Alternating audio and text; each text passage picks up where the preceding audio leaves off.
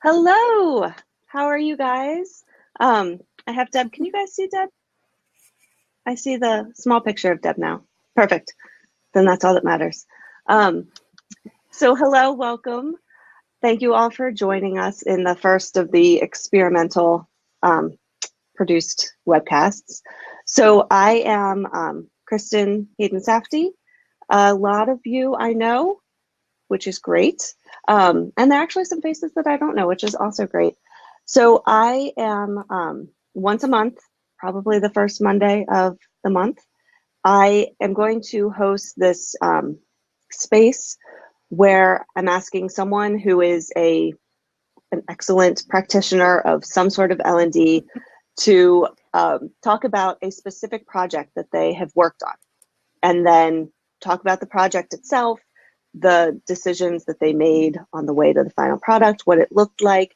And then the second half, we're going to focus on an after action review. I don't know if anyone is familiar with an after action review. I personally, my company, we work usually in an agile format. So after each sprint, each 1 or 2 week period of work, we have an after action review. And in that, we ask what went well, what didn't go well, and what we'll do better next time. And that helps with the iterative process that I think a lot of us are going for. And I found it to be a really useful exercise just in personal growth, in professional growth, in individual project growth. So I'm really excited to share that methodology with anyone who isn't familiar with it, and to work on it with individuals. So today we have Deb Decker. Deb is a wonderful learning strategy professional who, correct me if I'm wrong, your passion really lies in learning analytics and the overall strategy of instruction, right? Yes. I like to start with the end in mind, and am definitely fascinated by data and metrics and just how do we design a learning experience that really engages our learners, and using technology to do it. I'm definitely a technology geek. So great. And we were just in the green room, and in like true good UI form, Deb 1 second said, "How do I share my screen?" And then the next second said, "Oh, this is probably it," and then did it. So I have not presented in Crowdcast before, so I always want to make sure I know what I'm doing before I do it. So how all the technology works. Yes. So I'm excited. So thank you, Kristen, for inviting me. This is a really cool. I was just telling Kristen, I heard she was going to be doing these case studies, and I thought, oh my gosh, I can't wait to see those. Then I get an email from Kristen, hey, would you like to be on? I'm like, oh, sure. Yeah. So I'm excited to be the first guest. This is the guinea pig episode. I have nothing fancy. Okay. Oh, good. Okay. I didn't even find any trombones to lead in with, so this is Kara is going to be so disappointed. I know. Sorry, Kara. So we're going to talk in this about one specific project, and you had told me about a project that you had worked on. Do you want to give a little intro first to the performance problem that you were presented with and the goal that you had in mind? Okay, sure. So kind of a little background. To understand the project, you kind of have to understand the company that I work for. I work for a 130-year-old company. We are an electrical utility in Southern California. We are one of the largest electrical utilities in the United States. We have almost 13,000 employees. We have 14 million customers. We have 50,000 square miles of territory that we cover. Some of it is very remote, desert-like, and some of it is very urban, Los Angeles-like. So it's a very diverse company in that way. So being a very old company, we also have a lot of long-term employees. No one's been around for 130 years, but we do have some who've been there for 20, 30, 40 years. I actually met someone recently who has been there 40 years and has no plans to retire anytime soon. So, so one of our biggest one of the biggest challenges is the electrical industry is changing. The utility industry is changing rapidly due to technology. Probably like many other industries, probably like a lot of you are seeing just a lot of change in what you do and the training you have to deliver due to technology and the 4.0. Everything is just changing so fast. So our challenge is, how do we develop an agile workforce and create that adaptability within our employees? It is definitely a job seekers market right now. It is hard to attract that top talent, but it's also hard for us when we have a lot of people who just want to keep doing the same job that they have been doing for the last 20, 30, 40 years, and that job no longer exists. One example I can think of is 5 years ago, we had a couple of thousand meter readers. Today we have 0 meter readers because we have smart meters, and all of that data that the meter readers used to go from house to house to collect, now it just gets sent directly to the data center where it gets processed by analysts, which we didn't have years ago. So we went from a couple thousand meter readers to much fewer analysts, but we have jobs now. We are desperately hiring data scientists.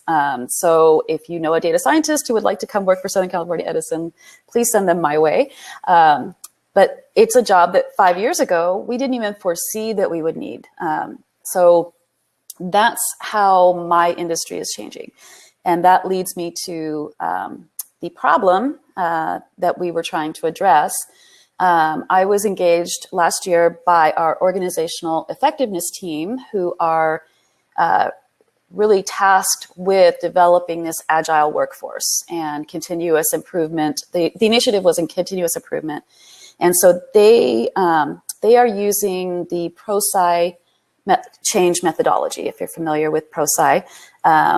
And my company purchased the rights and the materials to the ProSci model that they use. They go into a business unit that's impacted by a change, and they work with that team, and they and basically use these tools and deliver instructor-led training to all the managers.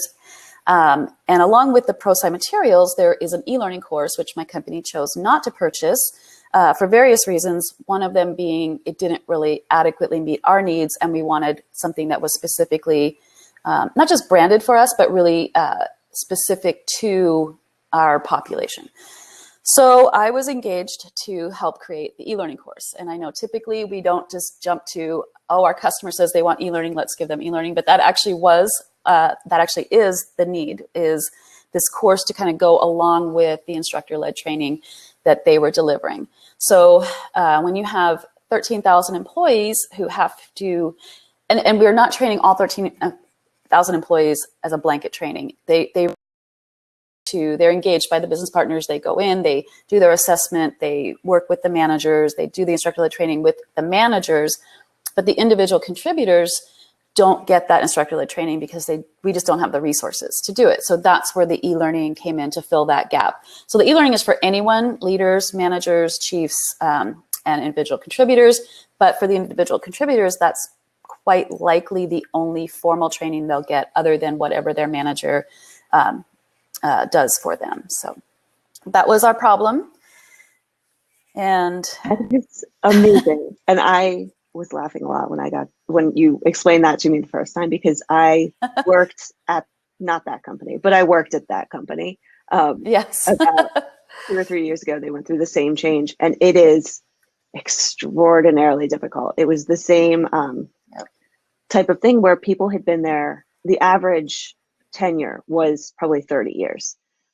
It was a gigantic, it was a very old company, and actually pretty small, but that change was really difficult. And then you're fighting not just the regular learner engagement issues that you have, but you're fighting this really you're fighting against a cultural shift that a lot of people don't want to be part of. And that's, yeah.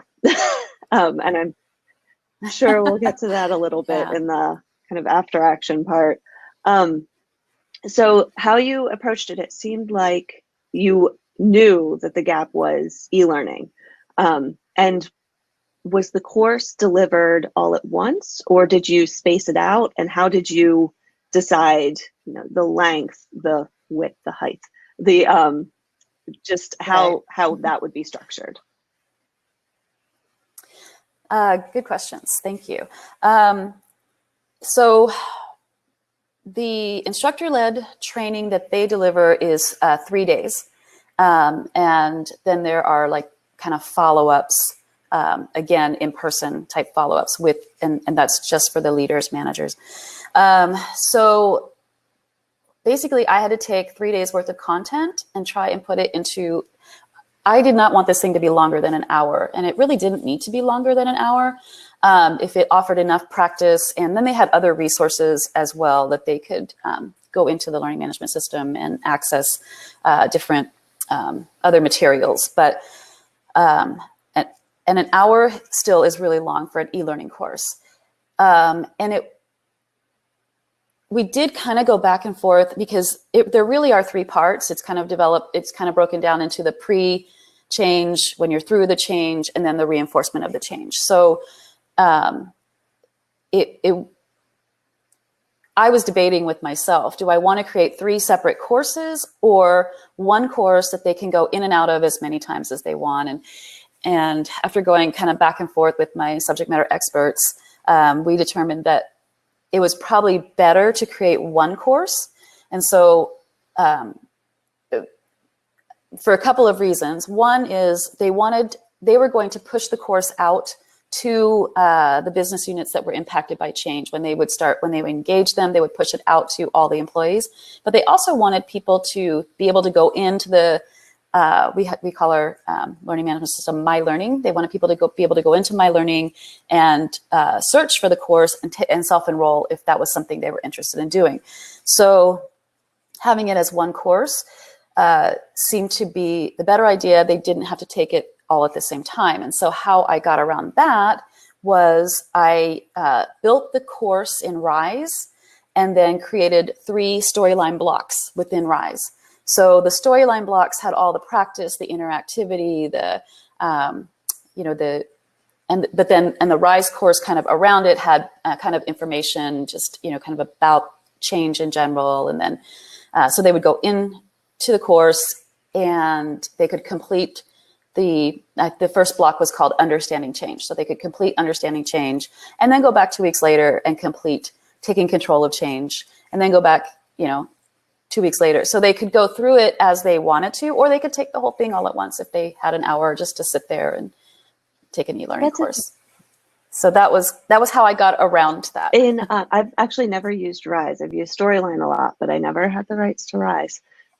Is there a way to prompt someone, 2 weeks out a block to prompt them to go back into it? Oh, yes. Nice. Yep. Yeah.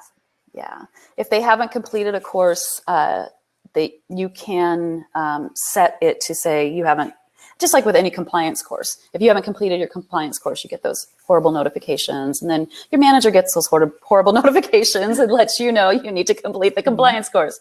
So it's same strategy, same technology within the learning management system. And then you mentioned the SMEs. So who were the SMEs in this case?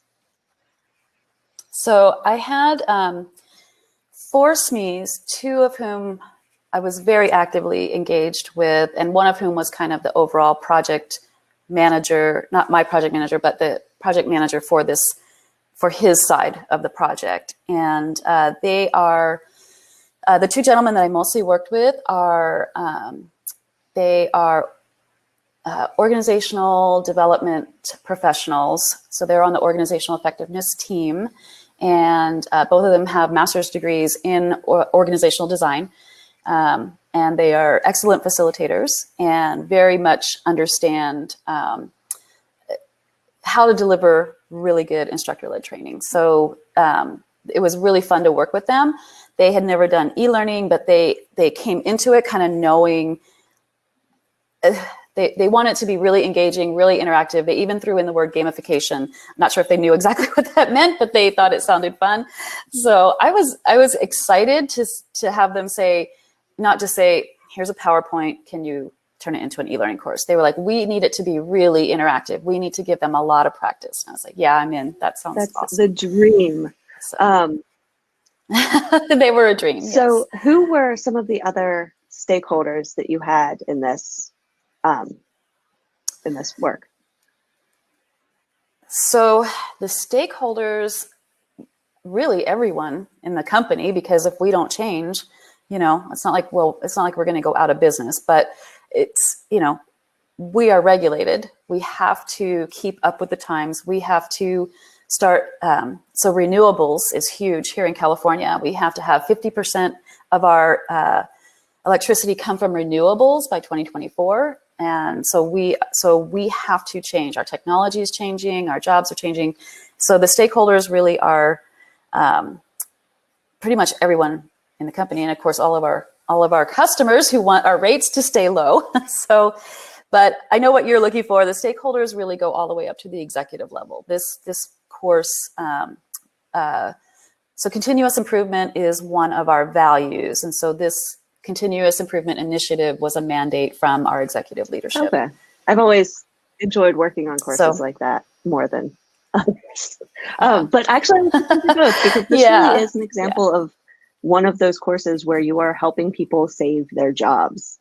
And there's a lot of pressure when you're working on that type of course, because if you don't deliver the content correctly, if you make it convoluted or confusing or too scary, you're going to, not serve the people. So when you were working with SMEs, I'm interested because it was kind of existing curriculum that you were then adapting and personalizing to your organization. So in that case, did you come up with conflicts where you had something in the curriculum that said one thing and your SMEs looked at it and said, that's not really going to work here? No, they very much bought into the pro-sci curriculum. And so my content was very much based on the pro-sci curriculum. It really had to mirror what they delivered in the instructor-led training. And so a couple of things I did, I met with them to begin with to kind of gather what they needed. And then of course they gave me a stack of books like this to read.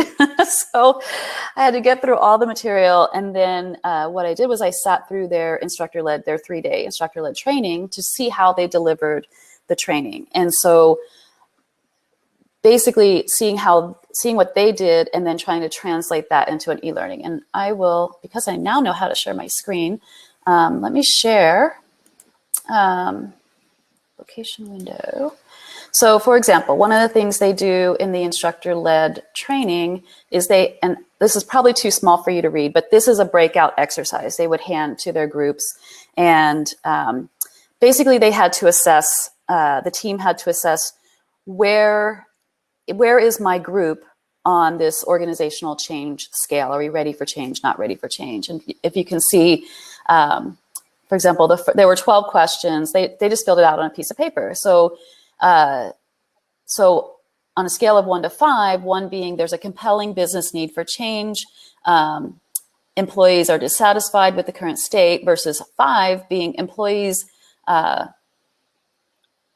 basically employees don't think that there is a need for change and they're satisfied with the current state.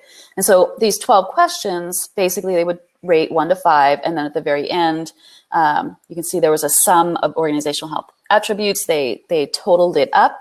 And then the instructors did a debrief, basically saying, okay, well, here's your score. This is where you're at as far as change readiness.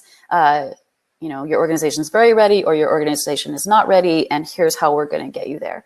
So taking that worksheet there, I thought, how I addressed, because I have to do it on Windows. So let me see if this will work. I'm on a Mac, but I'm using Storyline. So I have Oh, yeah, that's also my So life. It's very let's, hard. yeah, I'm wondering if when I switch to the Windows side, what will happen, but Oof. uh, We'll find out. Hopefully, we'll I think Luis find is going to out. be here for about 7 minutes to save us if we Okay, destroy everything. we mess up. And actually, while you do that, I wanted to call out Chris Yellen had pointed out that it's a function of the LMS, not RISE, to do that compliance reminding, Right. Which is true. I think if you have, a standalone, we don't have an LMS in my Oh, so you were asking organization if there's a because way we're within very small. RISE to prompt. Yeah, if there's a way to even just, JavaScript coding, anything like that. But it doesn't have to exist. It's just one of those. That's how I deal with technology is I make guesses at what it should do in order to Right. fit my needs. And then I try to Right. make it do that.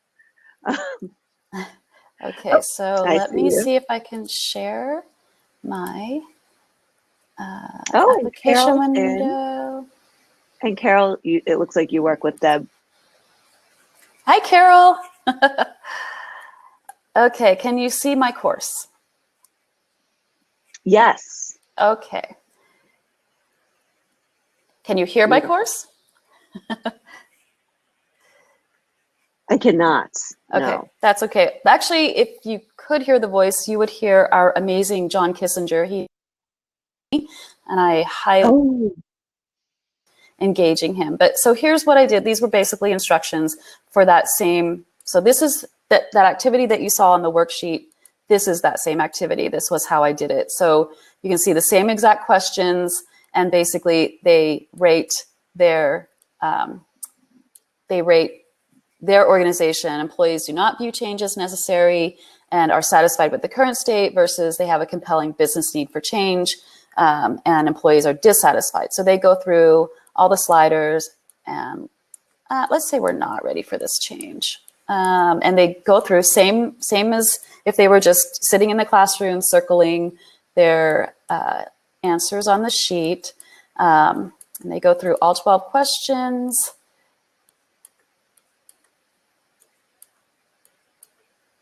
And then it spits out a score. And I'm going to pause it because John's talking in my ear. So then it gives them their sum. So it gives them their total. My organization got a 57 out of 60, apparently.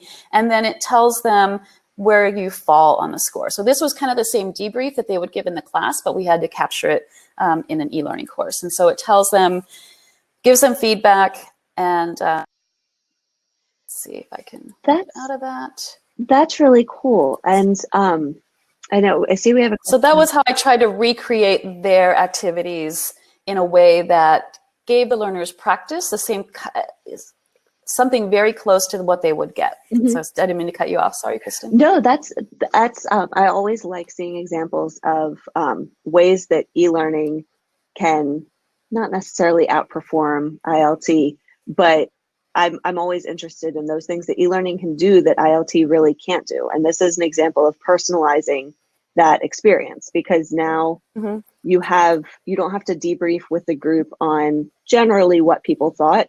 You have a really good measure of how individuals mm-hmm. think that their organization is, and that exactly it's asking the perception. So now you know this person does not think that this organization needs to change, and they are probably right. Being dragged into this by the skin of their teeth. So that's so useful later if you have variables connected to that, saying this person's what's in it for me is much different than the other person's what's in it for me.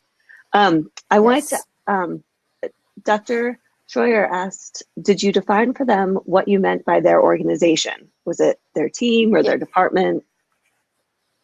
Yeah, thanks, Tracy, because I don't know if I clarified that very well at the beginning. But so this course, the way this course is used is our organizational effectiveness team is engaged when a specific business unit or team, it can be part of a business unit, is impacted by some change. So they are going in and working with that specific team. So they know what part of their organization is going. And it could be as few as, 20 people to 100 people to 1,000 people, but they've already been introduced. They've already been told, we're changing for whatever the change is. It's been announced to them, and so and their managers have probably already gone through the training by the time they get this course. So they're very much aware of what part is how big of the organization is being impacted and what the specific impacts are. And so by the time they get to this course, they're like, okay, I need to figure out how to get through this change because it's not going away. Mm-hmm. Okay. I like that. And I really like how much additional ecosystem there was for your project. Mm-hmm. It wasn't like an e-learning in a vacuum. There was a lot of support. I like e-learning in a vacuum. I'm going to steal that one. There is so much e-learning in a vacuum. Yes, there is. That's a good one. So do you think that really helped the success of the project, just having all of those different inputs? That was a lot of the feedback that we got was people really liked having that practice. There's a lot of practice built into this course and a lot of opportunities for them to like take little quizzes and things like that would tell them, here's your feedback. So that was their organizational attributes. And then they also had a personal one where it was like, okay, figure out where you are on this change curve. And then it would, spit back, here's your feedback. Here's what is specifically going to help you. So we were able to personalize it in that sense for them and give them personalized feedback based on their input. That's awesome. That's very cool. It was fun to create. Yeah. So one thing, we're about at the halfway mark. So I don't think we take a half. What's the break? Where's Craig? Yell at me for halftime. Do you have any ads to announce? Let me see. We have Slack. Everyone join Slack. And then Thursday is the Wild webcast. So come back on Thursday for that. Valerie is going to host that. Thursday? Yes, Thursday at whatever time Crowdcast is. This is the problem. 8 a.m. Pacific time. Perfect. Perfect. So great. So Slack link is, if anyone else can put that in, I honestly don't know. Where's Craig? I know. We need Craig. Come on. We can't survive without Craig. Okay, so I was saying at the beginning, my company, we do after action reviews. We also do crits. So this is not going to be a crit. Crits are cutthroat. They tear down what you've made to help you make it better. And one of the big differences to me between presenting at a crit and presenting at an after action review is that in an after action review, typically the people who you're talking to went through the same process as you. So they understand the constraints that you faced while you were building this. Right. They know that the whole time the manager was not for what you were doing and giving you alternating things. So they all know. A crit, you're not allowed to say any of that. So you have to this is what it is, in a perfect world, what should it have been? So with that said, were there any major constraints that you faced that really kind of informed the end product? Yes. There were a couple of constraints. I don't know if I would call them constraints, but they were, so you know how a lot of times we'll end up with SMEs who think that they are also subject matter experts in our field, that they, can do instructional design. Yeah, well, my SMEs mine actually are experts in instructional design.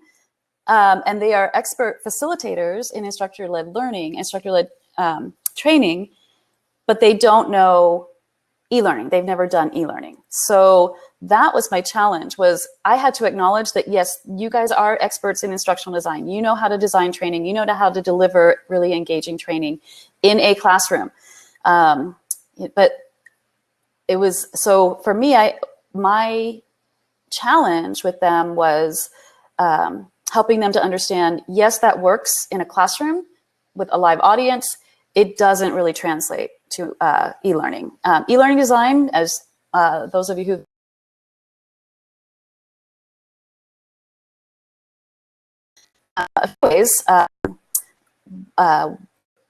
course became very wordy, very quickly.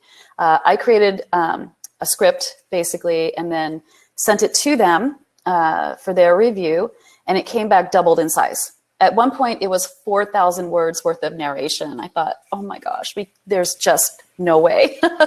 So I had to explain to them that, okay, they're like, well, they need all this information. And I said, no, they don't need all this information. They're not going to become change management experts. They just need to get through the change.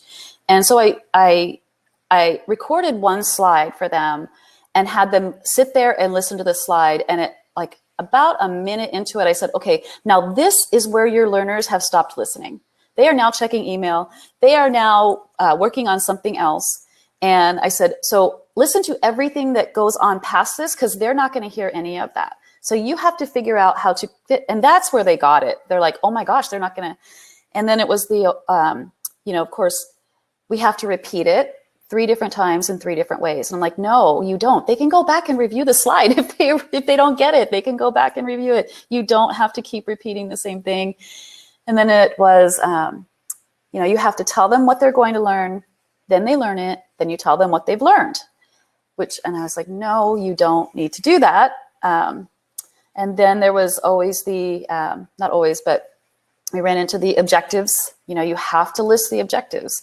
And so I got to a point where I started, at this point I had to pull out the big guns, because they are instructional designers. Like, they know you've got to list your objectives. And I'm like, no, the objectives are for me. The objectives are for us in designing this. We need to tell them what's in it for them. And also just really trying to explain to them how they were coming at it very much in the way of, okay, so an objective, we need to be able to see the action. I'm like, what you want them to be able to do at the end of this course is to change. That's what you want them to do. Not list the steps in how to change, or explain to someone how, list, explain, define. They have define in their objectives. I'm like, okay, that's great, but that's not change. The behavior we want to see is change. So within these activities, we can see whether or not they get it, whether or not they can change. And then, of course, you'll see at the end, how that specific organization has done. Hi, Kara. She's back. We missed you. We played trombones. Oh, yeah. Could you send the Slack URL? Joe already put it in there. Oh my gosh. Joe put it in there for us. Not good at watching the Slack when I do this. Thank you, Joe. I appreciate it. Oh, Kim, you're selling this out. Oh, Kim. Thanks, Kara. So yeah, that was a lot of the challenge that I would say it informed the final product, in that had they gotten their way, it would have been 4,000 words worth of narration, and probably a 5-hour course that didn't really need to be that long. So those were a lot of my battles. And I love how you approached that word count thing, by making one slide, being like, look, just do this one. I love that. I'm putting that in my back pocket. Because my initial go-to with that was to go ask John for an estimate on 4,000 words. Right. Yes, exactly.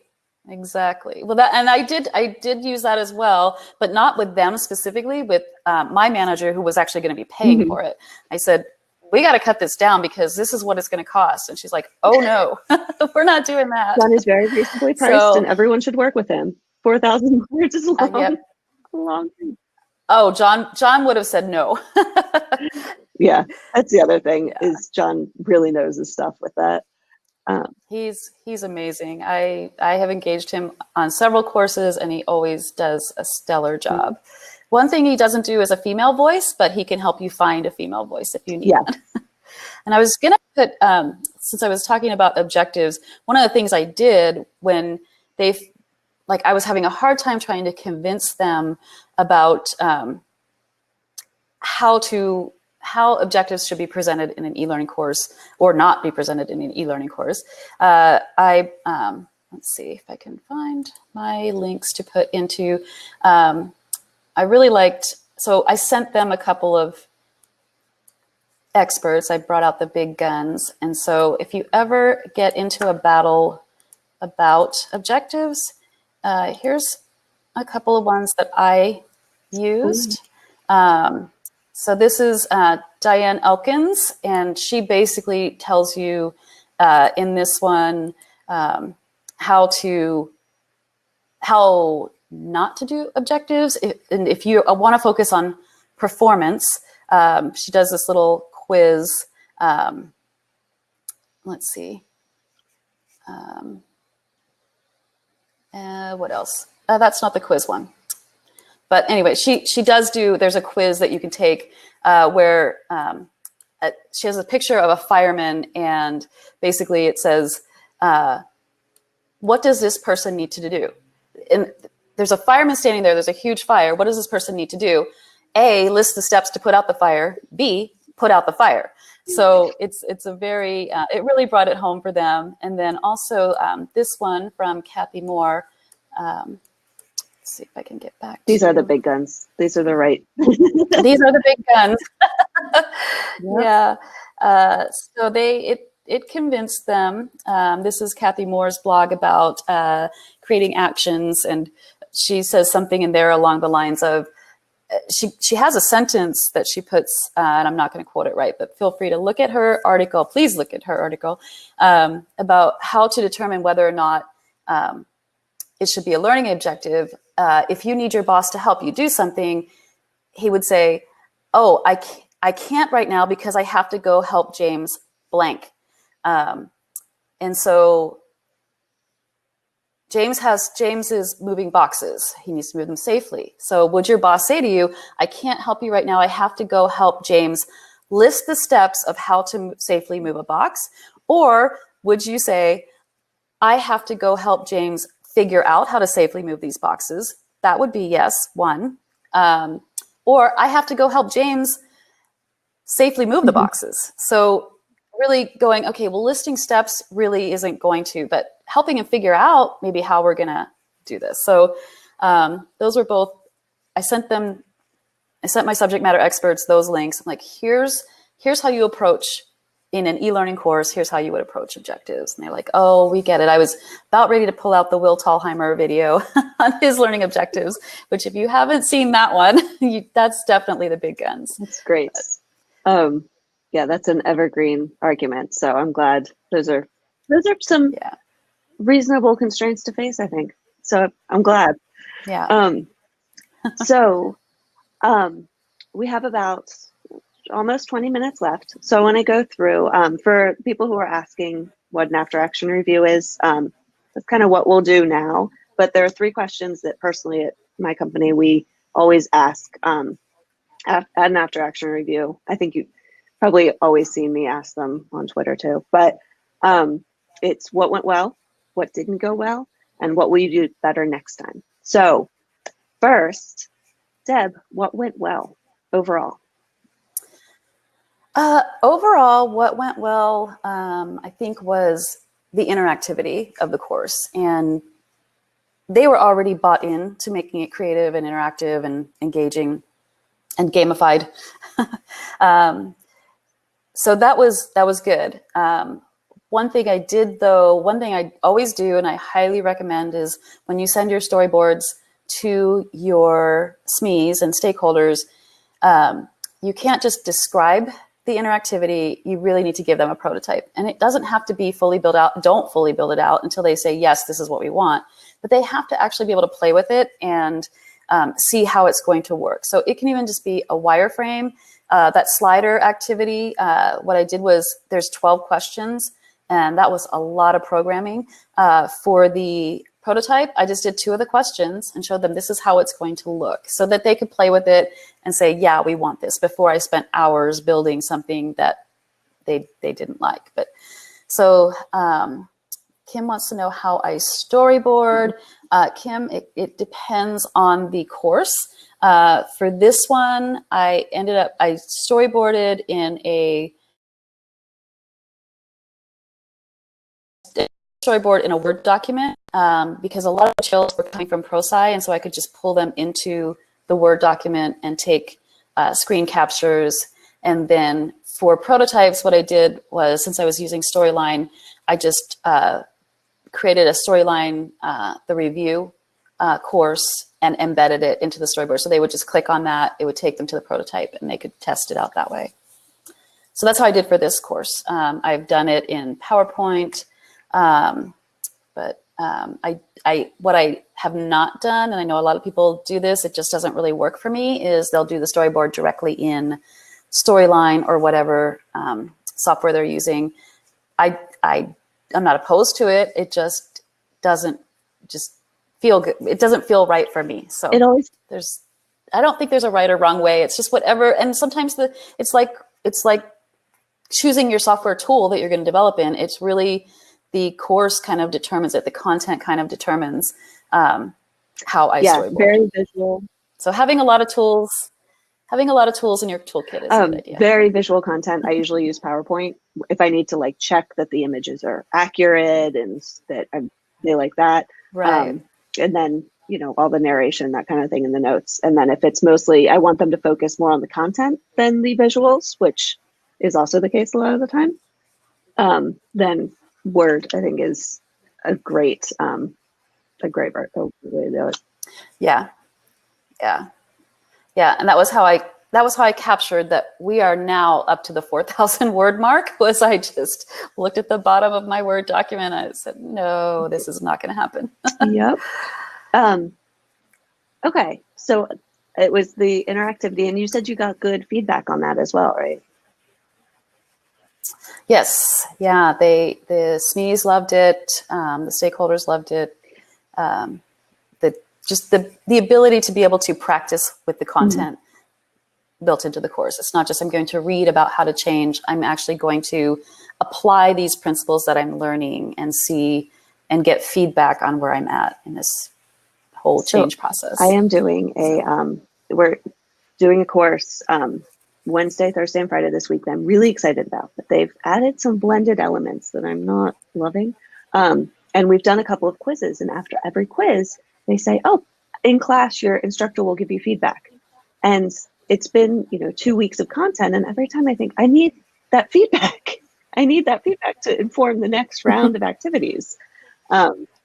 So having that practice and having that practice integrated into the course as you need it, especially when you're in this kind of ecosystem of manager feedback and instructor-led training, it's easy to punt and say like, okay, well, you'll learn more about that later. But in this case, it's not. Hey, John, I hope you have been here, John, to hear all of the nice things that we've been saying. Oh my gosh, your ears must have been burning, John. So John can tell you everything you want to know about change management, right, John? Usually, John, in this case, I would lie and said we were talking, we were saying wonderful things about you, even if we weren't. And then, we were. Yeah, I can't even lie. We were saying wonderful things about you this whole time. Hey, John, can you put your website into the chat? Because I think people are going to be calling you. Oh, Lisa, that is the sign of a good cast, is having a full list of tabs. Okay, so I was going to ask, I'm always really intrigued by the, strategy of adding this customized piece to existing training, because I think with how rapidly we need to create things, how much content is already out there, it's really the best way to go for a lot of internal training. And what specifically with that, what do you think, how did you make that work for you? How did I make the customized how did e-learning? You kind of integrate all the pieces together? Because you have, resources in the LMS, you have the e-learning in the LMS that everyone can take, but not everyone's going to be assigned to take. You have instructor-led. It's all those moving parts. Right. So interestingly, the only part I was tasked with is the e-learning part. And I was the only designer developer on the e-learning part of it. So within the organizational effectiveness team, my main SME was also, he was the project manager over the entire, all of the moving parts. So we had every other Friday morning, we met for an hour there were 8 of us. So people who were in charge of the instructor-led content, people who were in charge of like the support resources that were going into the LMS. So all those different moving parts. And so we worked very closely together as a team to make sure that all of our parts lined up. So those meetings, we kind of went through all of our parts. And it was nice because otherwise, when they were making changes in their area, I wouldn't know about it. A lot of times I would find out in that meeting as they were talking about it, and I'd be like, whoa, wait, what happened? Because now that's going to impact what I'm doing. That's going to inform what I'm doing in this. So it was very good to work closely as a cross-functional team. And interestingly, it's not, so even the other instructional designers that I was working with are not part of my typical team. My team does pretty much just e-learning. And so this team does pretty much instructor-led training. And so I was brought onto that team just to be their e-learning person. Did that answer your question? No? It did. I just had to find my mute button and not double click it by accident. Oh. Yes, it did. So that helps. So were they creating their own instructor-led training from the same materials that you were using to create your e-learning? Oh, okay. Yes. Okay. Yes. Yeah. But a lot of support materials so the instructor-led training was pretty much the ProSci package. They went through the ProSci training. They were ProSci certified. So our SMEs very much stuck to that training. What they needed from us was the Southern California Edison specific support materials, e-learning course, like all of the other things kind of around that made it specific to our employees. And so that's what we were engaged Was there do. also a lot of customization to do around the specific business model, or was the original material pretty neutral in that way? That I don't know, because it would vary. Again, they're using this with specific teams and specific units. So I would imagine they customize it to whatever that change is that team is going through. Oh, and actually, so that I don't know.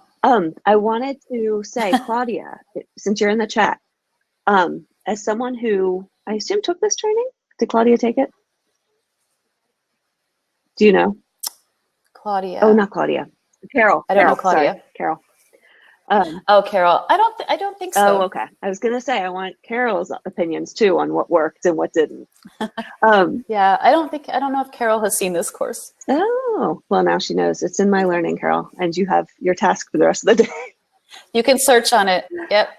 Search on Change Ready. So was there anything else that you thought worked really well or like lessons learned you want to pass on to our eager ears? Let's see. I've got 7 minutes. Let me think. 7 minutes worth of lessons learned. Well, no, because we have to do the bad things, which are the more fun ones. Oh, that's right. Okay. I think what I learned, again, I'm going to say it again, if your subject matter experts aren't listening to you, get reinforcements. Pull out those big guns, go to the experts, go to, one of my favorite books, I believe it's Julie Dirksen wrote Design for How People Learn. I usually just quote her because she nails it in that book. And it's just so common sense and so practical. And the way she explains it is really easy for my subject matter experts to understand and go, oh yeah, that makes sense. So, so go, quote, we have so many amazing experts in the industry. Actually, it got to the point towards the end, they got kind of tired of me saying, here, if you don't believe me, check out what this person says. And I remember at one point we were nearing the end and they were wanting something. And I was like, well, that doesn't really work in e-learning. And here's why. And they were like, never mind. We don't want to hear it. We trust you. You're the expert. Yeah.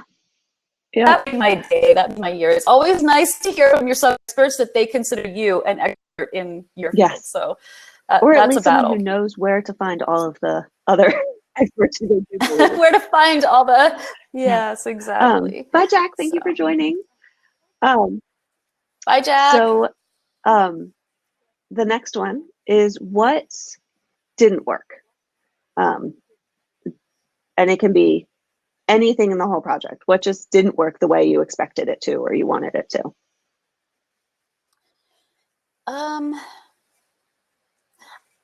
I think the one battle that I lost that I just had to give up was kind of funny. So I work for an electric company. So a lot of our courses have to somehow reflect something about power. So our new hire onboarding is called Illuminate. Our new leader onboarding is called Empower. So this course we did, the whole time we were calling it change management, the change management course, but that wasn't going to be the name of the course because we weren't really teaching our learners how to do change management. We were really teaching them how to get through a change. So we had a focus group and, threw out a whole bunch of names. And I was, looking at something like how to succeed in change or how to, change, changing time, something change, but, it had to have change in the title. So, me and the other two subject matter experts just kind of went through and we came up with like 10 choices. And then they created a survey and sent it out to their organizational effectiveness group and the business partner group. And the final title that they landed on was Charged and Ready. So, which kind of doesn't really tell you anything about change or what the course is about. And people get very, they have a lot of ownership in the name of their course. And they were very excited about the name of this course. And I was like, you know what? That's not my battle. It's not 4,000 words. We don't have, list, define, explain objectives. They can call the course whatever they want at this point. So we called it Charged and Ready. We put it in the learning management system. And they kept telling people, oh, just go in. You can sign yourself up for the course. Well, what do you think people were searching for when they went into the learning management system? Change. They would type in change and all this other stuff about change would come up, but not our course because it didn't have change in the title. So a month later, after the course has been developed, it's been tested, it's in the learning management system. They're like, oh, we want to change the name. And my manager was like, nope, you're stuck with it. We can change the name of the course in the learning management system, but to go actually into the course, change the name, retest it, repackage it, and put it back out there. When we do the 6-month review cycle, we'll look at it then. But at this point, it is what it is. So you really have to think of how the LMS works when you name things because you want to keep moving it. And had I thought of that, but I just didn't. I was more thinking about the course and the content itself, not once it's loaded into the LMS, how is this whole name thing going to work? So I think everyone in the chat was guessing at what the name was going to be, and my guess was something about Transformers. Oh, power converter. Yeah. I like that one. I'm gonna get some of these names because we're developing more courses. We need names. And one of them has to be ACDC. That's ACDC, exactly. Actually, my second choice was how many employees does it take to change a company? A light bulb? Oh, a company. I like that. I'm stealing that one. So was there anything else that you thought didn't quite work the way you wanted? I think by the end, and like I said, the biggest debate I had, I still don't know if this was the best way to approach it, but was having one course divided into 3 sections that they could just go in and take each section as opposed to 3 different courses, because there was just no way to package that and capture that information. But so still not sure that was the best solution, but that was the best we had with the technology we have at the time. That's an e-learner's tagline. It's the best we have with the technology we have at the time. John wants to know how many employees does it take? I would say, John, all of them. So inspirational. That's the joke you could have started out with. So, there you go. See, we needed John here. So so you said you have a 6-month review cycle. I guess that's typical for e-learning for all your development. Yeah. Mm-hmm. Yeah. That's where we look at the analytics, the metrics, and our evaluation scores. With change, it's a little more difficult because you're not just looking at the metrics from the course. You are looking at the actual business metrics from those teams and business units that went through the change. How successful was that change? So even though my course is just only one part of it, they're looking at the overall effectiveness of the continuous improvement. Did we meet our goal? Did we fall short? And if so, what materials do we need to look at and other than the name, I have not, usually there's a list, that they're sending you, okay, well, keep this in mind, keep this in mind. Other than the name, I haven't had anything that's been submitted that it's like, oh, this isn't working for our learners, we need to change it. So we'll see in a couple months. It was deployed in December, so we'll see in a couple months. I'm sure Carol will give you some good feedback. So we are at the top of the hour now. So thank you so much for joining. This was fun. This has been fun. And I think Margie pointed out we had a lot of people in the cast, which, we really did. So I think Luis mentioned that he wants to bring more conversation onto Slack. So if you want to, I know you're active on Slack.